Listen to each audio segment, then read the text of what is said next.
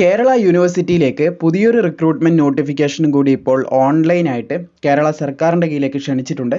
അപ്പോൾ ഇനി പറയാൻ പോകുന്ന യോഗ്യതയുള്ള താല്പര്യമുള്ള ഉദ്യോഗാർത്ഥികൾക്ക് ഇപ്പോൾ തന്നെ ഈ പോസ്റ്റിലേക്ക് അപ്ലൈ ചെയ്യാൻ സാധിക്കുന്നതാണ്. നമുക്ക് വന്നിട്ടുള്ള റിക്രൂട്ട്മെൻറ്റിൻ്റെ കംപ്ലീറ്റ് വിവരങ്ങൾ എന്താണെന്ന് ഈ ഒരു വീഡിയോ ഭാഗത്തിലൂടെ നോക്കാം. കേരള സർക്കാരിൻ്റെ കീഴിൽ ഒരു സ്ഥിരജോലി ആഗ്രഹിക്കുന്ന ഉദ്യോഗാർത്ഥികൾക്കാണ് പുതിയ റിക്രൂട്ട്മെൻറ്റ് ഇപ്പോൾ ഓൺലൈനായിട്ട് ക്ഷണിച്ചിട്ടുള്ളത്.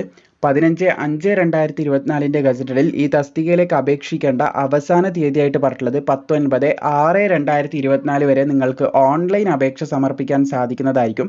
അപേക്ഷിക്കേണ്ട മെത്തേഡ് പറയാം. 069/2024 ഈ കാറ്റഗറി നമ്പർ ഓർത്തിരുന്നേക്കുക.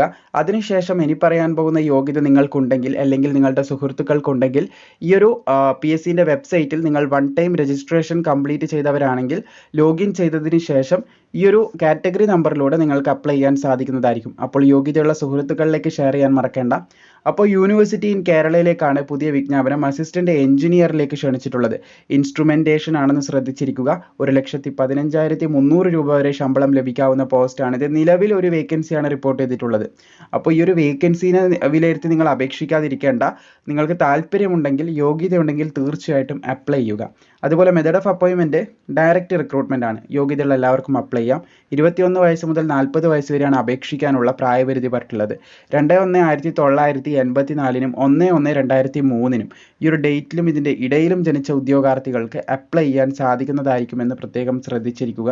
അതുപോലെ തന്നെ ക്വാളിഫിക്കേഷനായിട്ട് പറഞ്ഞുള്ളത് ഡിഗ്രി ഇൻ ഇൻസ്ട്രുമെൻറ്റേഷൻ എഞ്ചിനീയർ അല്ലെങ്കിൽ ഇക്വാലൻ്റ് ആയിട്ടുള്ള യോഗ്യതയുള്ളവർക്ക് ഈ പോസ്റ്റിലേക്ക് അപ്ലൈ ചെയ്യാൻ സാധിക്കുന്നതാണ്. അപ്പോൾ മാക്സിമം ഷെയർ ചെയ്ത് കൊടുക്കുക. വീഡിയോ ഇഷ്ടപ്പെട്ടാൽ തീർച്ചയായും ലൈക്ക് ചെയ്യുക. കൃത്യമായിട്ടുള്ള അപ്ഡേറ്റ് ലഭിക്കാനായിട്ട് പ്രോപ്പറായിട്ട് നിങ്ങൾ സബ്സ്ക്രൈബ് ചെയ്ത് ഫോളോ ചെയ്യാനായിട്ട് മറക്കേണ്ട.